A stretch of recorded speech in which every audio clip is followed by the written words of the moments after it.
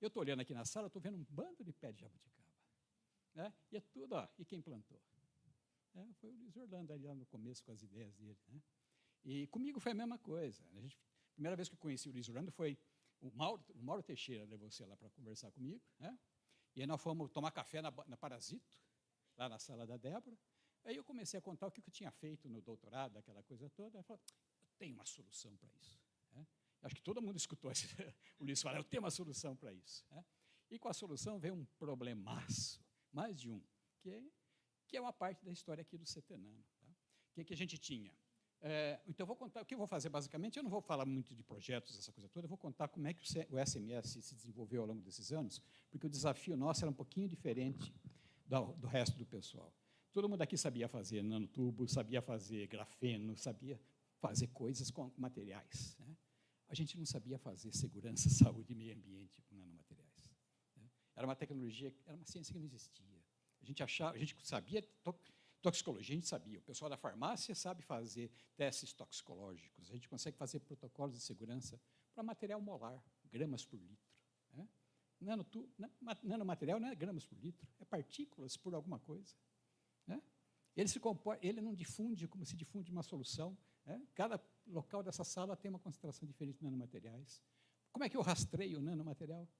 Né? Problemas absurdos que foram criados pela necessidade de ter maneiras de garantir salubridade para um produto de alto valor agregado, que vocês viram aqui hoje, enorme, com potencial de mitigar diversos problemas, e a gente podia estar causando, na verdade, outros problemas, por não conhecer o correto manuseio, estocagem, reciclagem desses materiais. E esse foi o desafio do Cetenano no SMS no começo. A gente acha. E outra, publicações, muitas, falando de segurança, nenhuma delas validada. Então, esse é o caminho do SMS. Bom, você passa o próximo? É melhor você passar aqui. E como eu estou lembrando, esse era o slide que eu mostrava o que é nanomateriais. Era a primeira coisa que tinha que fazer. Olha o celular, não é bonito? A única coisa que não mudou aqui foi a moça continua daquele jeito. O resto mudou bastante. E a gente dizia que a gente ia mudar tudo isso aqui. E tudo isso aqui está no seu dia a dia. Você come todo dia, você passa batom todo dia, você liga no telefone, você está dentro de uma casa com cimento, você usa o seu colírio. E, no Brasil, faz o dinheiro que roda a economia de tudo isso aqui. Muito bem, então, é isso aí que era o nosso aspecto inicial. E depois desse slide eu mostrava o seguinte, falava um bocado de cada um, tinha que convencer as pessoas que era importante. Passa o próximo para mim. E na agricultura, olha só o que a gente queria fazer. Sensores, olha quantos tem aí hoje. Fertilizantes, olha lá, tem vidro mesmo poroso, tudo acontecendo aqui. Defensivos agrícolas, e qualidade de água. Exatamente o que a gente queria fazer. Cada um de nós tem uma solução diferente para cada um desses eventos. Passa o próximo. E eu gostava disso aqui. Minha formação, eu sou biólogo, e da metade da frente da minha vida eu sou biólogo e eu trabalhava com fitopatologia, doenças de plantas. Na verdade, eu estava sempre interessado em saber como é que os fungos sabem que estão em cima da planta. Tem esporo de fungo em todo lugar aqui. Ele só vai germinar em cima do hospedeiro correto, nas condições adequadas. Ele sabe disso, ele sente o ambiente, ele reconhece as situações. Muito bem, eu gostava dessa doença aqui. Vocês já viram isso aqui? Depois da jabuticaba, a outra planta que brasileiro gosta é goiaba. Todo mundo roubou goiaba do vizinho. E viu esse pozinho amarelo aqui. Essa é uma ferrugem, é uma doença que causa... por sinal, é a doença mais insidiosa no mundo por muito tempo. Se você olhar na Bíblia, tem umas 60 citações de ferrugem do trigo. E o pior, a doença que não mata a planta, mas ela diminui a produção absurdamente. Então, o que a gente faz? Trata fungicidas. Muito bem. E o meu truque era o seguinte, essa ferrugem, para causar a doença, ela tem que entrar no estômago da planta. Lembra do estômago? Por onde a planta respira, troca gases. Então, o que acontece? O esporo germina, cresce até o estômago. Quando ele chega no estômago, ele para e faz essa estrutura aqui, que chama pressório. E quando ele faz o pressório, o esporo deixa de ser um ser de vida livre e passa a ser um patógeno. Ele muda a fisiologia dele aqui para ser capaz de infectar a planta. E eu passei eu e muita gente, anos da vida tentando entender como é que ele sabia que estava em cima do estômago. Tá? Ele reconhece a topografia da folha, aquela coisa toda, e a gente usava como modelo a ferrugem do feijão, que é o que o Luiz mostrou ontem aqui para vocês. Passa para mim. Eu passo aqui. Passo? Aqui. Opa, passei? Como é que volta? Volta aí. Então, esse aqui. Isso aqui, eu fazia nanotecnologia antes dos 6. Sério? No meu doutorado, eu trabalhava em Cornell, o Rodrigo esteve por lá. Lá, na época, já existia o Instituto de Nanotecnologia. Isso aqui era feito no Instituto de Microfabricação, que depois virou o Instituto de Nano, e o meu primeiro diretor do Instituto de Nano foi meu orientador de doutorado. O que a gente tem aqui? É um sinal morfológico que o fungo entende e faz o opressório. Essa saliência aqui tem o mesmo tamanho que o lábio do estômago. Então, ele sabe que está lá porque ele reconhece o tamanho. Opa, é aqui, e faz o opressório. Né? Tinha um filminho lá, mas eu não vou passar o filminho dele fazendo, dá para ver isso ao vivo. E aí, o que eu fiz? O fim do meu doutorado era o seguinte: eu estava interessado em entender quais eram os genes responsáveis pelo reconhecimento. Então, o que o fungo tinha que expressar para ser capaz de reconhecer aquela saliência. E mapeamos uma série de genes. E como é que eu validava isso? Eu microinjetava uma sequencinha de senso no tubo germinativo e colocava ele naquela membrana que tinha saliência. Aí o fungo ia até lá, se ele fosse inibido, ele pulava a saliência e não formava opressório. Então, era um jeito de notar, de fazer a anotação da expressão gênica que era importante para a patogênese. Chique demais isso aí. Cheguei aqui, contei essa história para o Luiz, e ele falou assim, microinjetar, bobagem, bota no nanotubo que ele entra. Né? E é o que vocês estão vendo aqui, é o que a gente desenvolveu. Um nanotubo de carbono, se vocês olharem com cuidado, tem uns pelotinhos aqui. Isso é o oligonucleotídeo que está enrolado no nanotubo. Essa estrutura fica anfipática, né? Era capaz de passar por barreiras biológicas, e esse antissenso que estava aqui inibia a expressão gênica. É aquele experimento que o Luiz contou ontem. Chique, né? Vou ver se o próximo... Eu não sei o que eu coloquei no próximo. Opa, volta para trás. Estou brigando aqui. Mais fácil. Esse aí.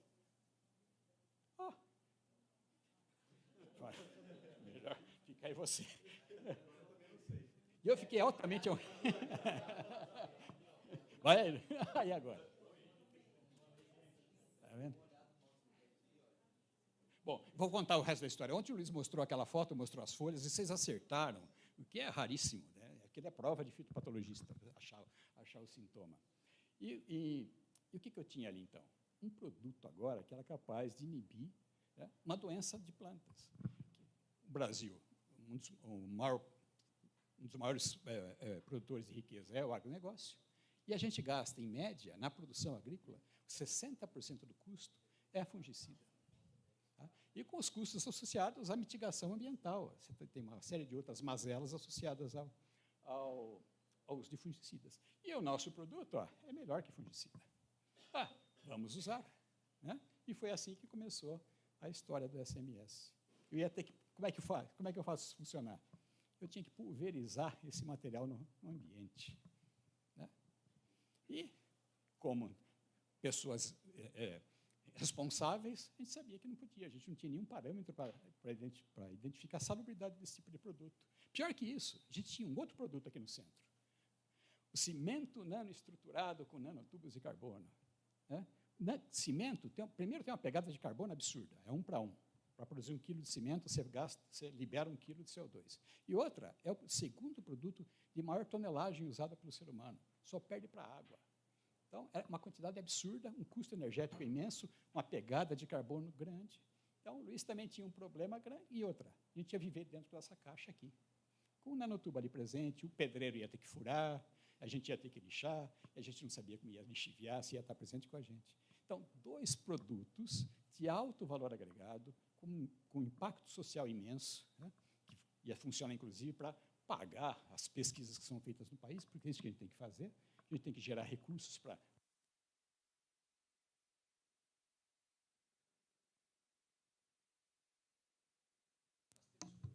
de alto valor agregado que podem ser utilizados pela sociedade, né, que é o papel nosso, né? É isso que a gente faz. É outra jabuticaba, né? Muito bem. E aí? Agora você vai tentar de novo. E aí, que era meu problema? Não, era de muita gente. E nessa época, a gente passou. A Laura participava, a gente, o Marquinho, o Luiz também, uma série de fóruns que discutia esses problemas. Como é que a gente ia fazer a nanotecnologia, que tem essas possibilidades de uso tão grandes e de interesse, como é que a gente vai transformar isso num ambiente compatível com o desenvolvimento de produtos e desenvolvimento de negócios? Tá? E a gente lembra, tinha o Fórum Brasileiro de Competitividade em Nano, a gente ia para o Rio, vira e mexe, sentava com um advogado, dono de empresa, 2 padres, era uma... não está aqui. Depois, se der tempo, eu conto a história, como é a nossa relação com a Fundacentro hoje. É outro caso emocionante. Né? Bom, mas vamos voltar nessa história. Então, tinha esse complexo de entidades governamentais e da sociedade civil interessados no desenvolvimento de nano. E dessas discussões, 2 pontos foram levantados como gargalos para o desenvolvimento de nano. Caracterização físico-química. O Brasil não tinha laboratórios certificados, competentes para fazer a caracterização do material. A gente não sabia se era nano, não sabíamos nada, nem como a gente ia produzir produtos. E o outro, a gente não sabia monitorar a toxicidade desses compostos. E naquela época, não sei se vocês lembram, logo depois do desenvolvimento dos transgênicos. Então, tinha uma discussão, alta tecnologia, problema ambiental, era um ambiente, até hoje né? Conturbado para altas tecnologias. Então, nós passamos por um episódio terrível agora de discutir se vacina funciona. Né? Então, a gente precisava desses 2 centros, desses 2 pools, né? Esses 2 empurrões. Caracterização físico-química e toxicologia. E criou-se a Rede Brasileira de Nanotecnologia. Na época, o Nanotox chamava, foi o primeiro grande empreendimento. Na época, a gente tinha só na época, não tinha nem o container ainda. Né? Então, o que eu fiz? A gente fez aqui, a gente associou com o Inmetro, né? Com o professor Mauro Grangeiro, que bom, é outro Luiz Orlando, né? É outro caso. Depois, então, nós ficamos associados ao Inmetro e, desde então, somos associados aos protocolos, aos trabalhos do Inmetro para a toxicidade. Né? E essa foi a rede que foi montada. Veja qual que é o próximo para saber. Tá. E aí aconteceu o seguinte. Quando a rede se montou, nós percebemos o seguinte. Muitos dados com informações toxicológicas, quase nenhum deles validados, e um dado não conversava com o outro. Às vezes, o mesmo material, no mesmo teste, respostas completamente divergentes. O que foi feito? E, conversando com o pessoal, na época, o Flávio Plentes era o diretor do Conselho Nacional de Nano. Né? Aí, numa dessas conversas, mas é só a gente? Como é que é isso? Descobrimos que era uma demanda mundial. O mundo inteiro estava passando pelo mesmo problema. Isso estava virando um gargalo para o desenvolvimento de nano, que gerava um risco jurídico pelo fato de você não poder ter segurança da salubridade do produto.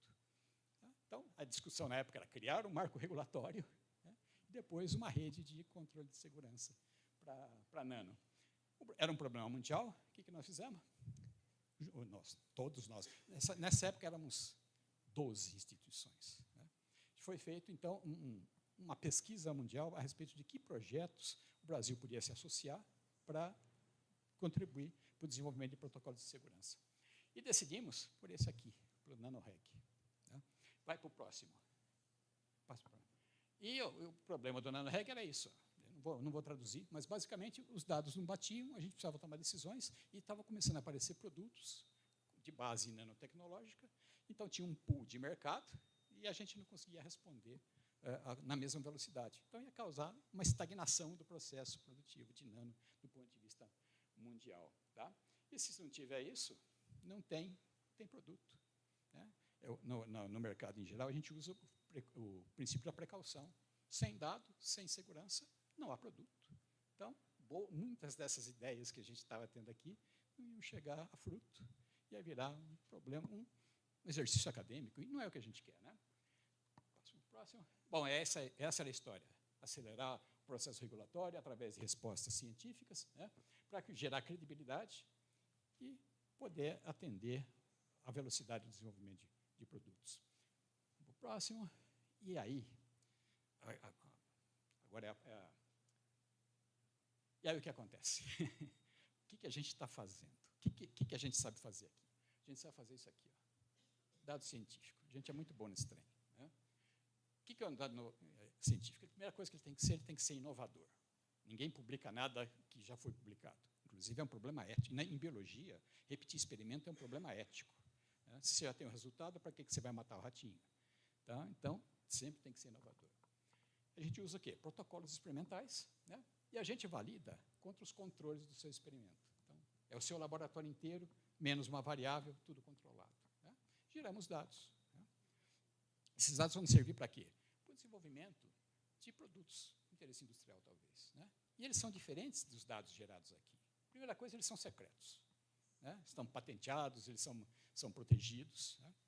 Eles têm valor econômico, que dificulta o processo de validação interlaboratorial. E ele usa o quê? Protocolos operacionais padrão. Quem faz esse protocolo operacional padrão? Quem trabalha com dado regulatório. E o dado regulatório é o quê? Ele é baseado nas evidências dos experimentos, dos fatos que você tem. Eles são validados pelos POPs. O POP tem que bater com o resultado que você quer e tem que ser comparáveis internacionalmente. Esse dado publica-se, esse dado faz dinheiro, esse dado estraga a carreira do pesquisador. Né? Porque aqui você está interessado no dado zero. A primeira coisa que você não tem aqui é isso aqui. Né? Então, quem mexe com isso, né, geralmente fica escondido num canto. Né? E no Brasil é pior ainda. Pesquisa regulatória não existe nem como verbete de área de conhecimento do CNPq. É uma aula no curso de Direito. Né? E nós temos a Anvisa, nós temos o MAPA, nós temos toda essa gente que se forma sozinho para fazer isso. Então, já terminando, já chegando no que eu quero chegar, nosso próximo desafio é isso aqui, ó, é criar uma rede de pesquisa em dados regulatórios. Né? Estamos conversando. A ideia é criar uma pós-graduação para isso, para poder fomentar esse tipo de dados. Né? Muito bem.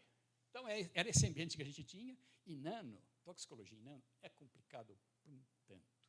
A gente não sabe o que está medindo, os endpoints não são significativos, e o valor preditivo é baixo. Isso aqui eu estou contando na época que nós começamos. E aí, o que o NanoReg fez? Testou o teste. Eram 37 países, eram mais que 80 instituições. Né? Eu dei a volta ao mundo algumas vezes, né? Conversando, comparando os dados, e chegamos no final a mais ou menos 100 testes que são compatíveis com o material nano. Né? Hoje, que gerou um banco de dados que está depositado, a base é na Comunidade Europeia, na Holanda, e a gente tem uma cópia aqui no Inmetro, né, que está disponível para vocês. Obviamente, os POPs que estão lá são da OECD, ou são da OECD é de graça, mas se são da ISO, eles não são disponíveis sem compra. Né? Mas os dados estão lá. E a gente tem hoje 100 protocolos que a gente pode usar. E aí, o que nós vamos fazer? Vamos validar esse trem. Aí começa um outro projeto, que é o Certifica Nano, também mantido pelo Ministério da Ciência e Tecnologia. E nesse caso, já não eram mais as 17 instituições brasileiras, ficaram quatro grupos para fazer isso. O Inmetro, lá no Carangeiro, eu aqui, o Zucoloto, lá em São Carlos, né, e um pessoal do CTN, né, que começou a montar essa história. Depois o CNP entrou nesse processo. E o que a gente fez foi, pegamos aqueles 100 blocos de testes e fizemos os cenários que eles podiam ser usados para gerar dados de interesse regulatório que garantisse a segurança. E a ideia era usar um protocolo que a gente chama de Safe by Design.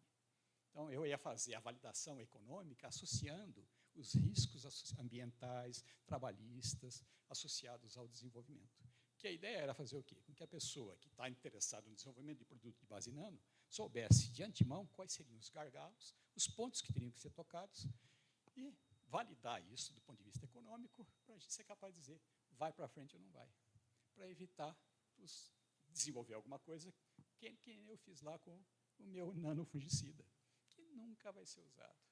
Lembra, o Luiz perguntou ontem, cadê a empresa?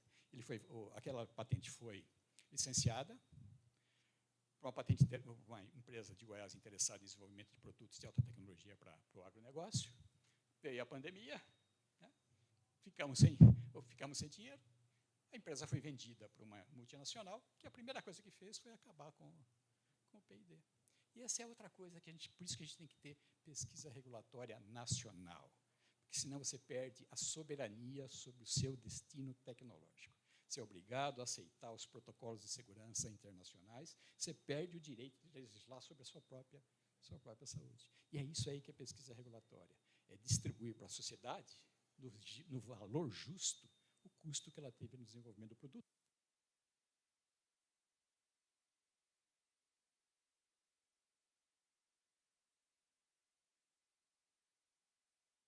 Bom, eu não vou... Isso aqui são mais ou menos 10 anos de conversa. Tá? Cada ponto desse aí é um teste, para cada caso é um caso, e tem uma árvore decisória que diz, ó, fez isso, para aqui. Né? Ou continua. E até chegar lá no fim, e aí vai para o próximo. E aí, sabe qual foi a primeira coisa que nós testamos isso aí? O cimento do Luiz Orlando. Né? Foi o nosso modelo de validação para aquele protocolo de segurança em nano. Está tudo certo.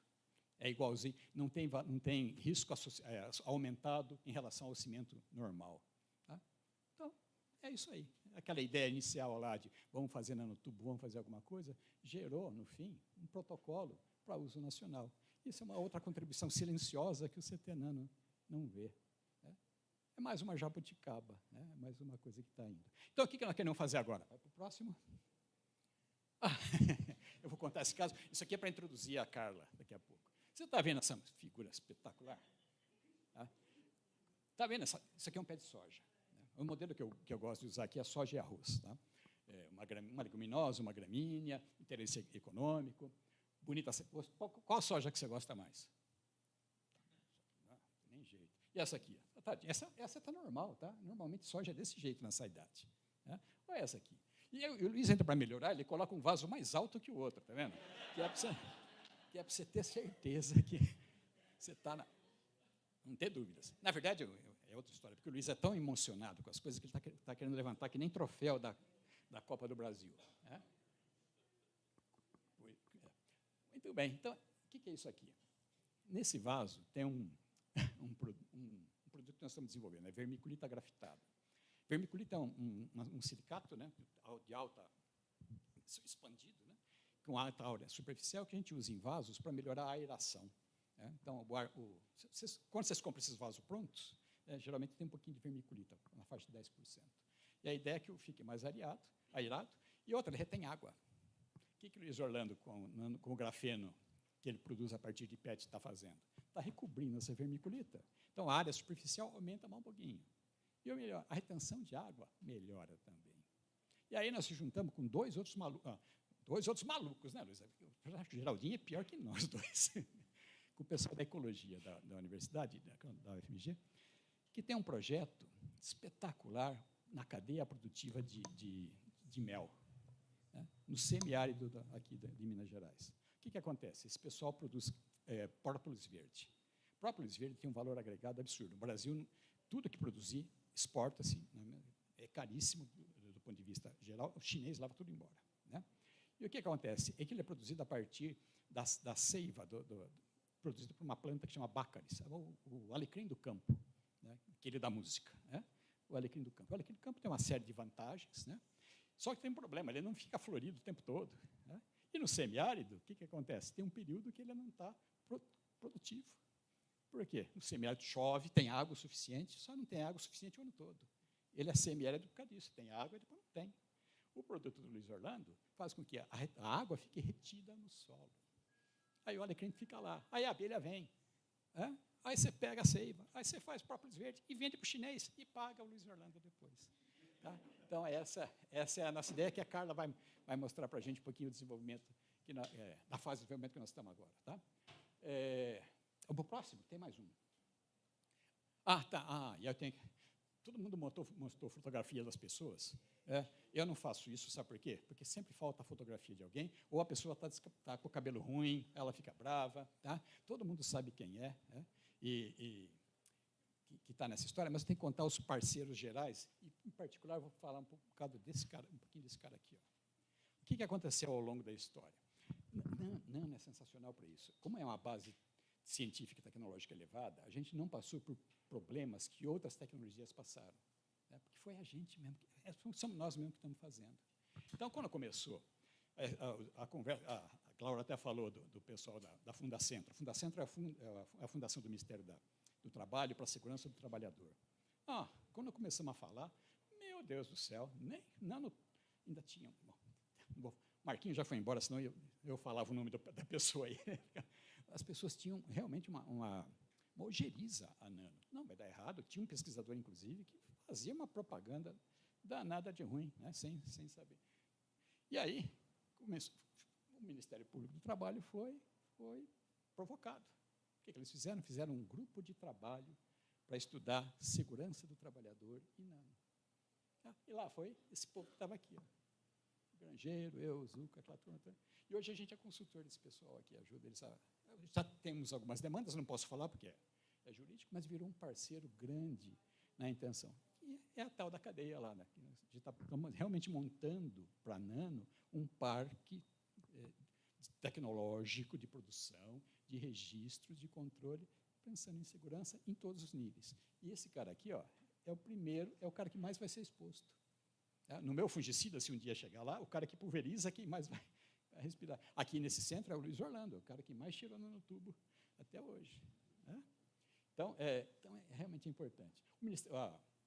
O MCTI foi um parceiro de primeira linha, começou com o Flávio na época que estava lá, depois agora é o Felipe Belucci, que cuida da gente aqui, né? Você conhece. Depois eu conto, a primeira vez que nós vimos eu e o Zuco quase acabamos com a carreira do Felipe, depois eu conto essa história. Tá? Então, é isso aí. Essa é a ideia geral do plano, esse é o corpo de agentes que nós estamos interessados em unir para fazer esse marco regulatório da forma correta, né? Sem o acidente. Né? Escutou essa história? Sem o acidente? Agora deve ser o último. Porque o critério atual para o desenvolvimento de produto é isso aqui. Cadê? Safe by design. Lembra a história daquele nosso rito que diz para você vai ou não vai? A ideia é fazer isso primeiro. Tá? E ele é alimentado com o quê? Com o ciclo de vida do produto. O ciclo de vida do produto nada mais é o que entra, o que sai, quanto custa. E aqui a gente está colocando, por ele ser seguro, as salvaguardas ambientais, de saúde, trabalhistas, toda a história. Né? E com isso a gente criou esse rito. E é o que o laboratório agora está interessado em propagar. Então, se você tem um produto novo que você quer desenvolver, conversa com a gente, quem sabe a gente consegue fazer essa interface e você vai ter um produto de alto valor agregado com pouco risco. Né? O alto valor agregado é culpa sua. Pouco risco, a gente vai tentar ajudar. E quem sabe lá na frente, a gente vai ter produto com valor econômico suficiente para manter isso tudo funcionando. Chique? É isso que eu queria dizer. Agora a Carla vai contar a nossa última aventura com o Luiz, e o nanotubo e o grafeno na vermiculita. Obrigado, gente.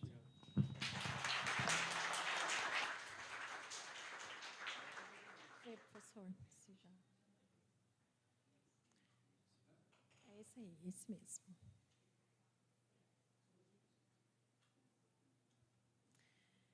Dando continuidade aqui, então, à frente de SMS, boa tarde a todos. Eu sou a Carla, pesquisadora colaboradora aqui do CT Nano, e eu vou falar um pouquinho para vocês aqui sobre o projeto que a gente está desenvolvendo, né? É um projeto que tem uma equipe multidisciplinar, e ele é desenvolvimento nanotecnológico e sustentável de uma cadeia produtiva para o semiárido mineiro, com base na comercialização de própolis verde. Então, como eu comentei, a equipe é muito multidisciplinar, tem pessoal lá do ICB, da UFMG, o pessoal do Laboratório de Cimentos, né, o professor Luiz, professor Calixto, a Ana, que falou um pouquinho ontem também sobre o projeto, a gente do SMS, e um economista que está também nos auxiliando aí na divulgação dos dados, né, fazendo essa parte da economia. Pode passar. Então, como o professor Ari já falou, já comentou um pouquinho, né? Então, a gente começa lá com a frente de materiais cimentícios, no processo de síntese desse novo produto de base nanotecnológica, que a Ana falou um pouquinho ontem, que a gente utiliza a vermiculita, que é um mineral que ele promove a aeração do solo, ele é muito utilizado na agricultura, e o PET, né, que a gente utiliza pós-consumo, e aí você submete a um processo de pirólise, onde a gente tem a deposição de carbono, que recobre essa vermiculita. Então, a partir daí, a gente tem um aditivo, né, de base nanotecnológica, que a gente associa também a um fungo, que é o fungo Trichoderma asperelo. Então, você tem um aditivo de base nanotecnológica e biológica. Então, a gente vai utilizar esse produto, né, na planta, que é a alecrim do campo, conhecida vulgarmente como alecrim do campo, que é a Baccharis. Ela é uma planta nativa do Cerrado. Então, as abelhas, elas polinizam, né, as folhas dessa Baccharis para a produção do própolis verde, que ele tem um alto valor agregado, né, pela produção de compostos fenólicos ali, de grande interesse pelas propriedades anti-inflamatórias, antibactericidas, né, e melhoria na imunidade. Então, quais são os benefícios que a gente espera, né, observar ali com esse aditivo, né, de base nanotecnológica e biológica? Seria a melhoria na retenção de água, a maior disponibilidade de nutrientes, funcionando ali como um insumo biológico, né, pela presença do fungo, e uma melhoria da fertilidade do solo e a mitigação da poluição por plásticos. A melhoria da fertilidade estaria relacionada ali com a performance da planta, com a saúde dessa planta, que a gente vai estar ali medindo através de parâmetros de crescimento. Pode passar. Então, só para comentar um pouquinho aí nessa questão, né, da retenção de água, que tem esse problema lá em solos do semiárido mineiro, a gente utilizamos, né, essa vermiculita, que foi recoberta com o PET. Então, a gente testou ali a taxa de evaporação, né, da vermiculita, para ver como que ela se comportava. Então, o professor Calixto, ali do Laboratório de Materiais Cimentícios, fez ali vários tratamentos com a vermiculita grafitada, né, essa vermiculita recoberta, variando ali a temperatura e a proporção de PET, né, 2:1, 1:1, e a gente submeteu para avaliar a taxa de evaporação. E a gente percebe ali que a vermiculita, ali, uma das vermiculitas que a gente testou, que está representado em preto ali, ela reteve maior água, e a taxa de evaporação dela, então, foi menor. Então, ela se mostrou melhor do que a vermiculita pura ali apresentada ali na linha vermelha, no decorrer do tempo que a gente avaliou esse experimento. Pode passar. Então, aí a gente dando sequência aqui, a gente vai fazer a avaliação também da toxicidade, né, desse material de base nanotecnológica, né, que é a vermiculita. Então, o que a gente fez ali? A gente faz um processamento desse material, né, um processamento físico dele. Ele passa por peneiras para diminuir o tamanho das partículas. A gente passa ali pelo sonicador de ponta também, para tentar aumentar a estabilidade e diminuir as partículas. Paralelamente a isso, a gente faz uma caracterização físico-química também dessa solução teste, potencial zeta. A gente avalia ali o DLS para saber a estabilidade, né? Porque a gente tem problemas, às vezes, nos testes de toxicidade por conta que muitos os nanomateriais se comportam de maneiras que eles se agregam, aglomeram, dependendo ali se tem muitas formas catiônicas ali presentes no meio. Então, a gente tem que avaliar a caracterização físico-química, é muito importante, tanto do pó como da solução teste, que será submetida aos bioindicadores que a gente utiliza. Então, eu utilizei ali a Daphnia magna, vou falar primeiro da alga, né, que é um produtor primário. Eu utilizei 3 níveis tróficos diferentes. A alga, que é o produtor primário, a Daphnia magna, que é um consumidor primário, ela se alimenta dessa alga, ela é muito encontrada em lagos e reservatórios. E eu utilizei também ali uma planta superior, que é muito utilizada também, ela é uma bioindicadora, que é a Arabidopsis thaliana, para avaliar endpoints específicos que eu queria avaliar ali para tentar ver como que era a resposta, né, para as questões de toxicidade. Então, ali só uma foto ali da Baccharis, que é a alecrim do campo. Essa foto é uma foto real, que foi tirada ali no ICB, ali na ecologia, né, no experimento que a gente já está em fase de andamento ali em casa de vegetação. Então, a gente avalia ali os parâmetros de crescimento dessa planta, esse experimento está rodando atualmente. Então, a gente avalia ali comprimento da raiz, a gente avalia o diâmetro do caule, a gente avalia o comprimento desse caule, o número de folhas, o número de ramos, que são avaliações importantes, né, dos parâmetros de crescimento para a gente avaliar ali a saúde e a performance da planta frente aos tratamentos que a gente submeteu ali, que é vermiculita pura, vermiculita recoberta com grafeno, e essa vermiculita pura recoberta com grafeno associada ao fungo também, que funciona ali como matéria orgânica, disponibiliza matéria orgânica no solo. Pode passar. Então, aqui, só para mostrar assim, as fotos das dáfnias, né, mostrando ali o intestino delas pretinha, né, que esse material fica biodisponível, né, e a gente definiu uma concentração dose efetiva que a gente está utilizando na Baccharis, mas a partir de um range de concentrações que foram testadas nos ensaios com os organismos, que foi a dáfnia, a alga, e aqui uma fotinho da planta Arabidopsis thaliana, que a gente acompanha ali também nos testes. Então, assim, falando de uma maneira geral, a gente conseguiu encontrar essa concentração de efeito, né? A gente determinou através desse range que foi testado em laboratório. Não houve alterações morfológicas e comportamentais que a gente observou, alta taxa de germinação da planta Arabidopsis thaliana, diminuição da toxicidade nos tratamentos da vermiculita associada com a matéria orgânica. Então, quando eu tenho presença de matéria orgânica, a gente observa uma diminuição da toxicidade, um aumento da biomassa nos tratamentos com a vermiculita grafitada e um desenvolvimento radicular favorecido. Eu não sei se vocês conseguem ver. Me emprestam.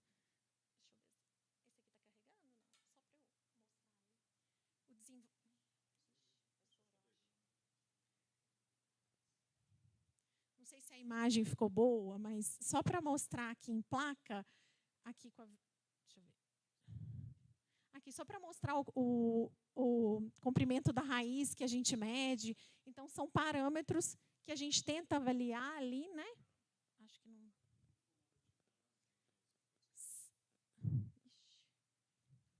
São parâmetros que a gente tenta observar ali quando a gente roda esses testes de toxicidade, observando vários endpoints para cada bioindicador que a gente avalia ali.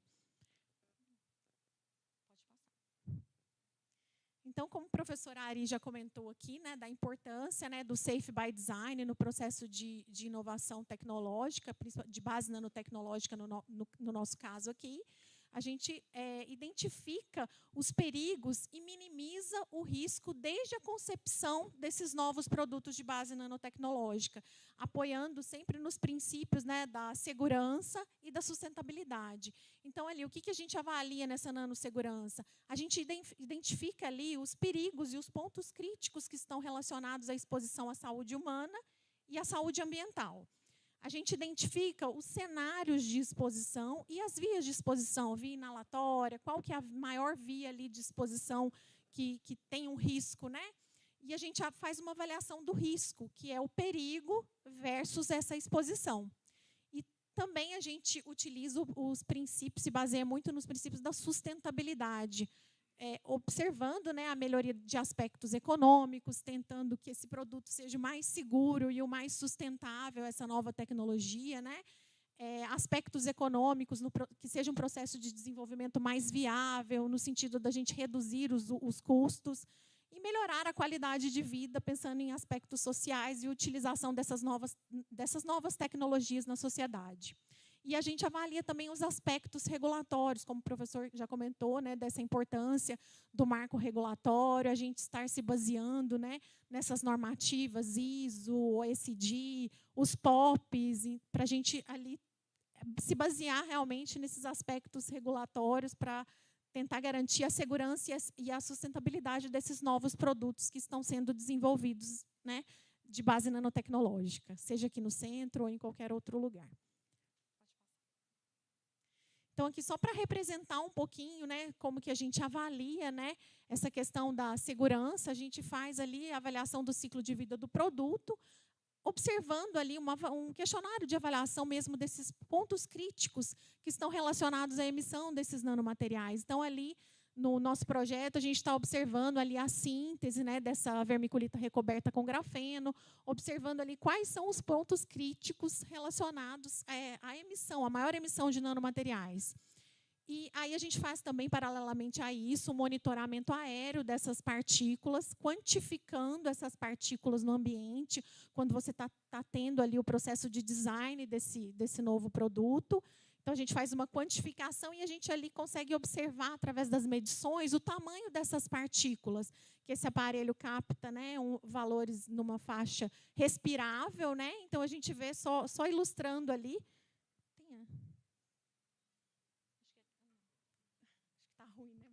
Então, só para ilustrar ali aquela fotinho que eu coloquei das partículas respiráveis que podem atravessar os alvéolos pulmonares, que são as partículas de 0,1 a 1 micrômetro. Então, esse equipamento ele pega, né, essa faixa de partícula respirável, que pode ali estar causando alguma inflamação, uma fibrose. Então, a gente observa ali esses pontos críticos que podem estar relacionados à exposição aos nanomateriais.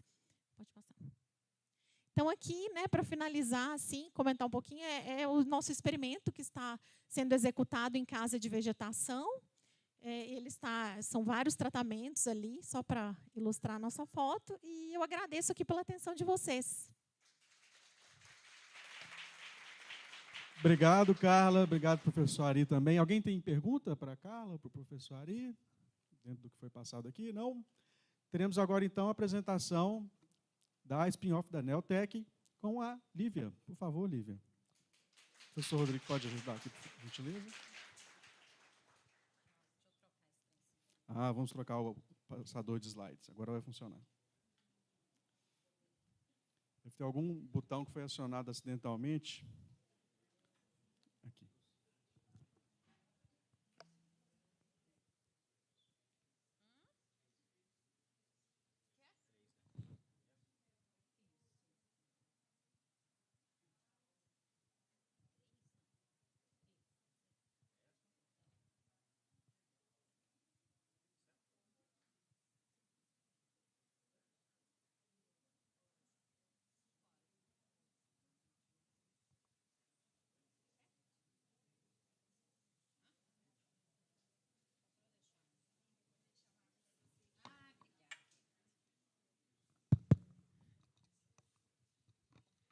Olá, boa tarde. Vou disparar meu timer aqui, que já que eu sou a última, logo antes do coffee break, não posso me delongar muito, né? Foto, nossa, então vou logo. Boa tarde, gente. Só fazendo uma pequena correção aqui. Eu vou falar, na verdade, vou continuar falando da linha de SMS, e dentro dessa continuação eu vou falar da Neotec, tá? Que é a empresa, a startup que foi fundada em 2015. Eu, Luiz Orlando, Ari e Oscar. Hoje eu sou coordenadora acadêmica do acordo de parceria com a Neotec. E os alunos Carol e Kennedy, Carol não é aluna mais não, Carol é pós-doc. E Patrick não está aqui, são sócios também da empresa, tá? Vamos ver se está funcionando agora. Aí, pronto. Então, vamos lá, gente. Então, meu nome é Lívia, sou professora do Departamento de Física e sou colaboradora, pesquisadora associada aqui do CETENANO desde 2020. Então, é um prazer estar aqui para continuar a falar um pouco da linha de SMS. Fiz esses slides meio na correria, então peço desculpas se não estiver muito fluida a minha fala, por causa de compromissos de trabalho, tá, gente? Mas a minha intenção hoje, e foi bom, tá, fazer os slides, na verdade, porque toda vez que, né, a gente faz uma apresentação, a gente tem uma visão mais geral de tudo que a gente está fazendo.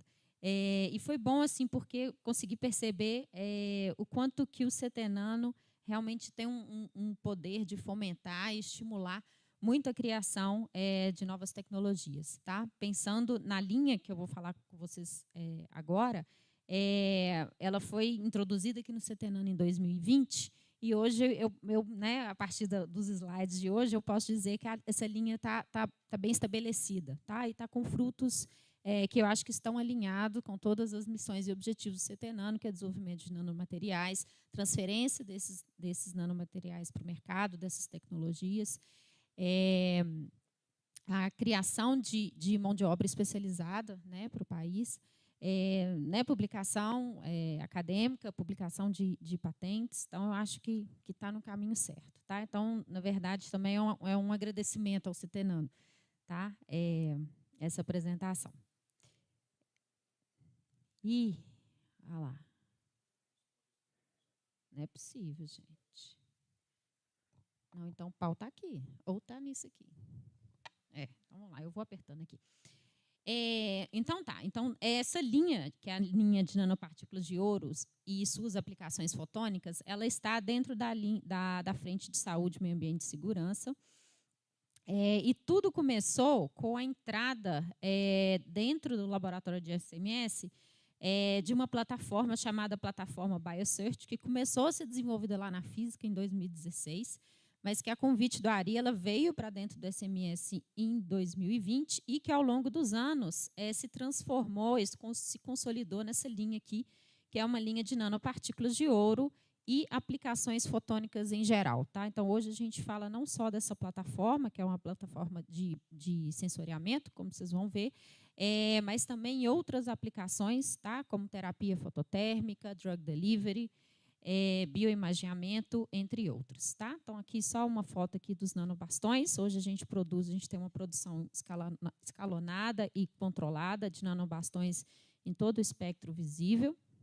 E aqui algumas fotos das aplicações que a gente vem desenvolvendo. Coloquei aqui a Neotec, que é essa startup que foi fundada e agora está consolidada, eu diria, com esses últimos anos aqui no CETENANO, que tem a licença para exploração comercial dessa plataforma BioCert, que eu vou falar aí para vocês.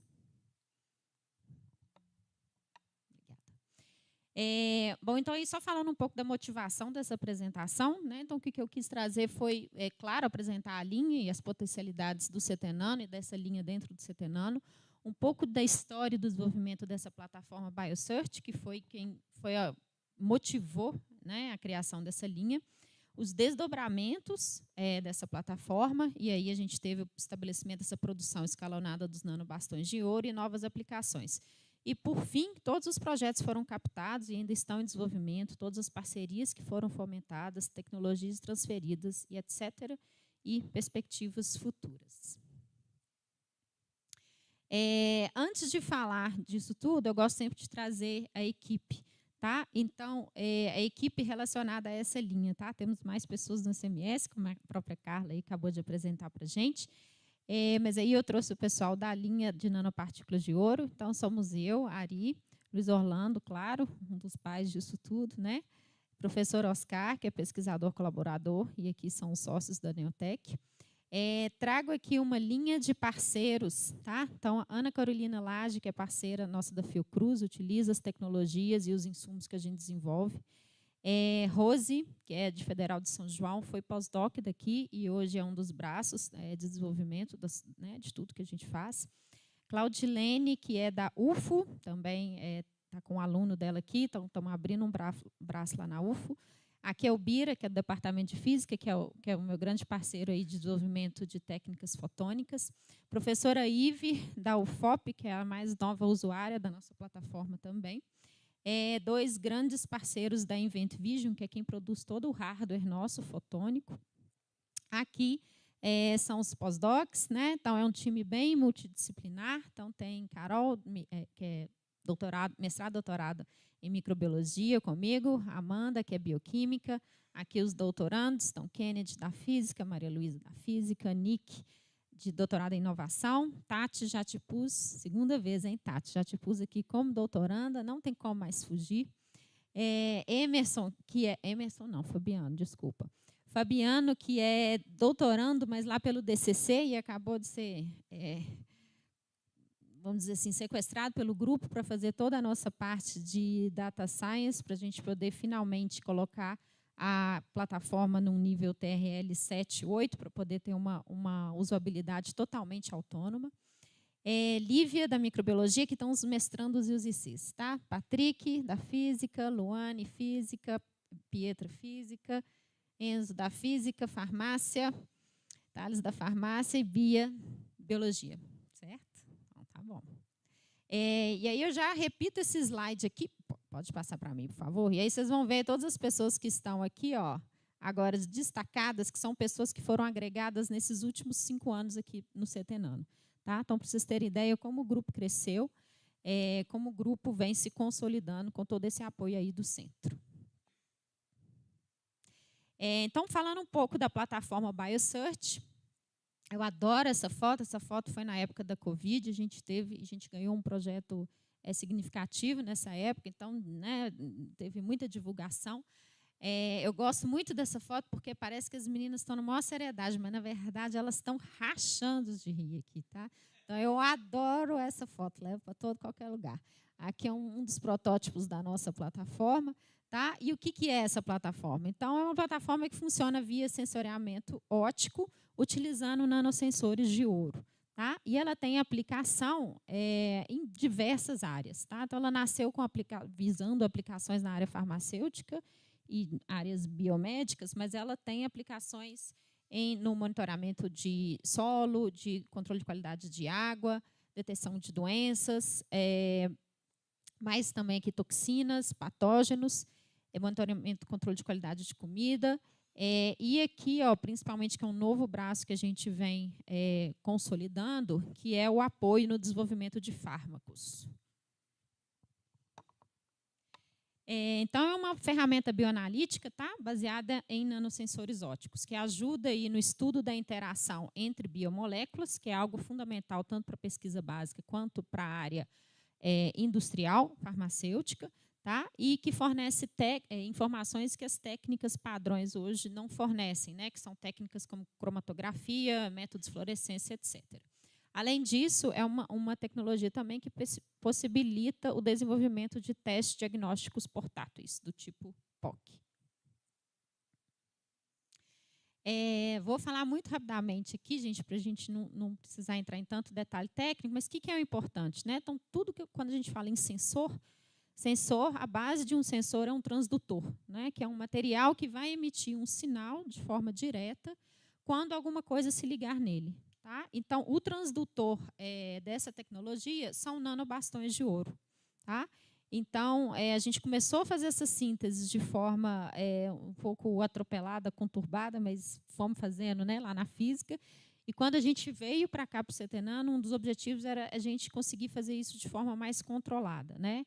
E a gente foi muito feliz nisso e conseguiu escalonar essa síntese para diversos tamanhos de nanobastões, cobrindo várias aplicações. E esses nanotransdutores que a gente faz é um processo de bioconjugação para ligar ligantes, para ligar elementos de bioreconhecimento que vão reconhecer analitos, tá, em solução, que são os targets, né, aquilo que você quer detectar que está em solução. Então, esse transdutor, o tipo de sinal que ele me fornece para falar se algo se ligou nele ou não e como se ligou, são informações, acho que o videozinho não vai tocar, não vai, sobre a dinâmica rotacional desses caras em solução. Basicamente, esses caras estão em solução, eles executam o movimento browniano, como tudo que está em solução, e quando coisas vão se ligando nesse bastão, esse movimento vai mudando. Né? É igual a gente imaginar a gente no shopping na época de Natal. Quanto mais sacola você tem, mais você vai batendo nos outros, mais devagar você vai mexendo. Tá? Então, você poderia olhar como que você está conseguindo difundir ou andar pelo shopping para você saber quantas compras você fez. Basicamente isso. Quanto dinheiro você gastou. Pode passar, por favor. Então, o funcionamento, a gente tem sempre um diluente, a gente tem uma solução que é dos sensores, e a gente mistura a amostra, goteja a amostra nesses sensores e incide luz. Tá? A informação sobre a difusividade é a partir da reflexão, como o espalhamento de luz desses bastões ocorre em solução. A gente tem aplicativos para as aplicações que exigem isso, e aí a gente monitora ao longo do tempo vários parâmetros, tá? Como a intensidade de luz e a difusividade. Da interpretação desses parâmetros, a gente tem resposta sobre a detecção de biomoléculas, a estimativa da concentração delas naquela solução, a estimativa da massa molecular, ou seja, do tamanho da coisa, né? O tamanho da compra que foi feita ou não, e a retirada de parâmetros cinéticos, como afinidade entre ligante e analito. Já foram feitas várias provas de conceito para essa plataforma, todas em azul foram feitas aqui no CT-Nano, tá? Ao longo desses 5 anos. Estão reforçando aí, mais uma vez, todo esse fomento que o centro tem trazido para a consolidação dessa plataforma. Aqui são alguns dos grandes parceiros que a gente teve, que ainda são parceiros, e que a gente, aos poucos, a nossa intenção é fazer um Embrapi Sebrae com cada um deles. Então, fizemos um agora com a eVision, e os próximos 2 aqui interessados são esses 2 aqui. Hã? Agora terá. Então, tá bom. Próximo slide, por favor. Então, um pouco aqui falando da história, tá? Por que eu gosto de trazer a história? Porque aqui a gente vê bem aonde que o CT-Nano entrou e como ele acelerou, tá? Todo esse desenvolvimento da plataforma. Então, começou lá na física, com o depósito da primeira patente, com a criação da startup, né? Fizemos o licenciamento, fizemos as primeiras provas de conceito, mas a partir de 2020, quando a gente veio aqui para o CT-Nano, a gente conseguiu fazer um escalonamento da produção dos biosensores, a construção de protótipos funcionais. Aí os depósitos de todas as outras patentes vieram depois, um acordo de parceria, né, até culminar na virada do ano passado para esse ano, na primeira venda da plataforma para a Fiocruz Minas. Tá? Então, a Fiocruz ela se tornou usuária desde 2020, mas ela fazia o uso da plataforma aqui no centro. Então, agora ela adquiriu uma unidade e com ela e com o projeto Embrapi com a eVision, a gente vai fazer a rodada do TRL 8 lá, para a gente fazer toda a automatização, todos os testes necessários para cumprir essa etapa de desenvolvimento tecnológico. Pode passar. E aí, falando dos desdobramentos, né? Ou seja, a gente trouxe a plataforma para o CT, mas teve um desdobramento grande que culminou nessa consolidação dessa linha. Tá? Isso tudo acho que veio com esse escalonamento da síntese de nanobastões de ouro. Tá? Então, são partículas interessantes, porque elas têm uma propriedade única, que é de ressonância plasmônica de superfície, que permite efeitos aumentados de absorção e espalhamento de luz. Tá? E aí você tem várias aplicações para as quais isso aqui é muito válido. É uma superfície biofuncionalizável e biocompatível, né? O ouro é biocompatível, já há séculos e séculos a gente utiliza o ouro. Porém, elas têm um altíssimo custo quando comprado no exterior. Né? Então, é cerca de R$100. Isso aqui está desatualizado, mas é cerca de R$100 por ml, é uma concentração baixa de 100 picomolar.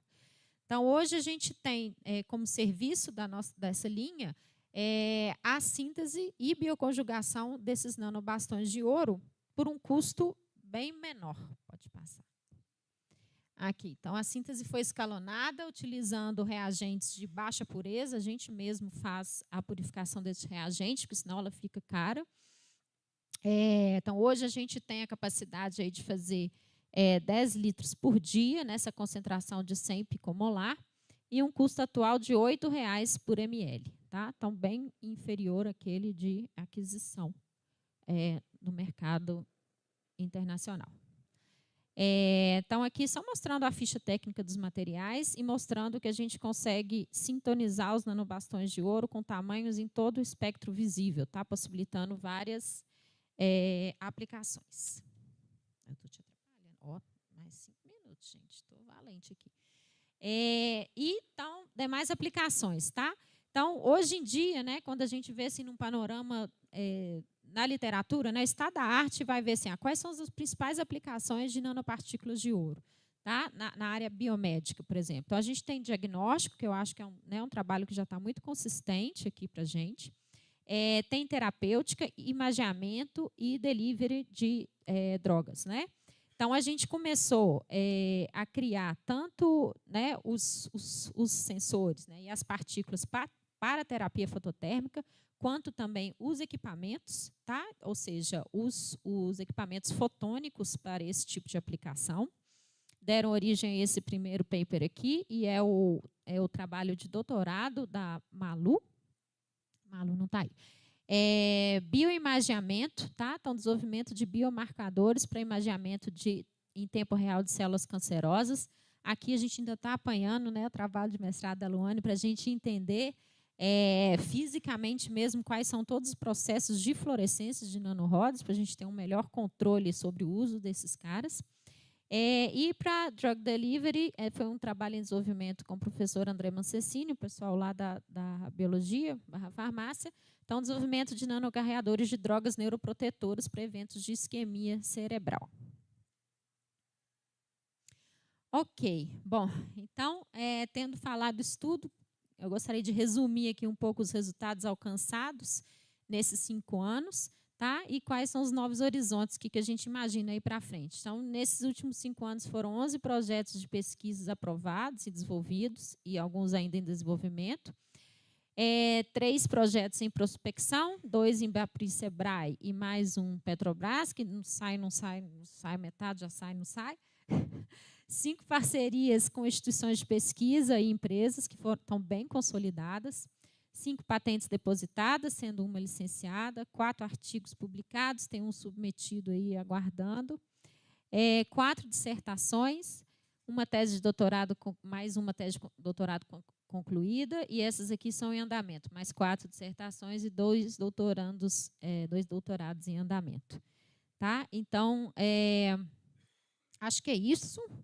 Pode passar o próximo. Gostaria de agradecer, e minha mensagem é de mostrar realmente toda essa potencialidade do centro. Eu realmente penso assim, se fossem 5 anos que não tivessem sido aqui no CETENANO, ainda mais contando que teve uma bela pandemia aí nesses 5 anos, de 2020 a 2025, eu realmente não sei se teria sido possível.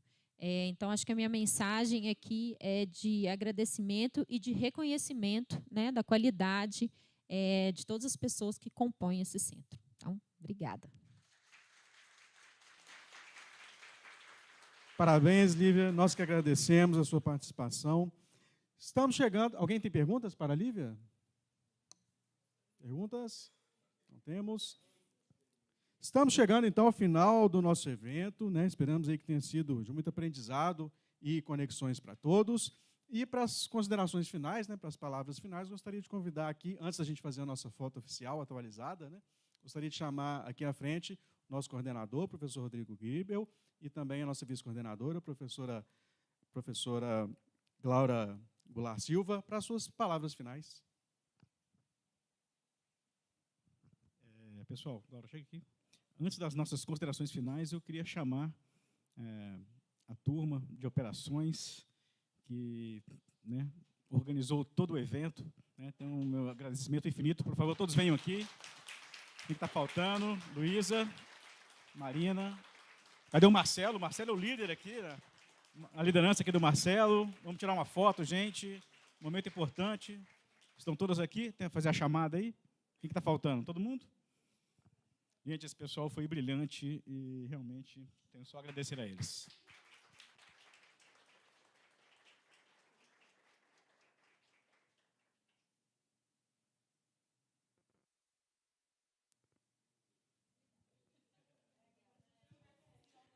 Pessoal, estamos quase lá, né, gente? Quase lá. Queria agradecer realmente, acho que foi um evento muito frutífero, né? Além realmente da gente estar celebrando os 15 anos do CETENANO, eu acho que esse foi um momento muito importante, né? Tanto da parte de a gente rever de parceiros antigos nos prestigiando, todas as instituições, né, do governo do Estado, da FAPEMIG, das fundações, todas as empresas, né, Petrobras aqui com Casama, parceiros antigos, empresas novas, começando agora, todos vocês, temos aqui o nosso professor Rubem aqui, né, o que mais? Tecplast, Tecplast depois tem que apresentar, né, não conheço ele não, né, todo mundo. E eu acho também que, além realmente dessa celebração dos 15 anos, eu acho que a gente teve também uma oportunidade de conhecer o trabalho das outras frentes, né? Que a gente acaba ficando na nossa própria frente, desenvolvendo nossos próprios projetos e acaba não tendo, né, esse conhecimento dos trabalhos que as frentes estão realizando, né? Então, eu acho que foi muito bonito ver o trabalho que todo mundo está realizando, estamos todos de parabéns, é claro, e muito frutífero a gente ter essa oportunidade de ver os trabalhos das outras frentes, e eu acho que isso também também abre, né, caminhos para a gente ter mais interação, né, e ter esse aprendizado entre frentes também no desenvolvimento de novos projetos e novos produtos. Então, agradeço também a presença de todos vocês e, né, acho que tivemos um ótimo evento. Vou passar a palavra para a professora Glaura agora. Não? Ah, você vai ter que falar. Gente, é só gratidão mesmo. Eu acho que o Rodrigo já expressou muito bem o que eu gostaria de falar também. E agora, que bom, né, que vamos ter um momento festivo também para a gente interagir. Obrigada.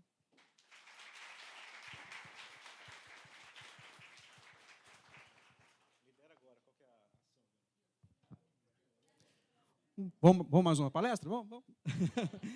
Bom, pessoal, finalizamos aí a nossa celebração com chave de ouro. A gente vai agora fazer a nossa foto oficial lá embaixo, na entrada do Setenando, e depois subir novamente para o 4º andar, para a nossa confraternização, para o nosso coquetel. Né? Aproveitem para confraternizar bastante. Muito obrigado pela presença e pela participação de todos, tanto os nossos colaboradores internos quanto os nossos convidados, e que venham muitos outros anos de ciência, colaboração e inovação. Muito obrigado.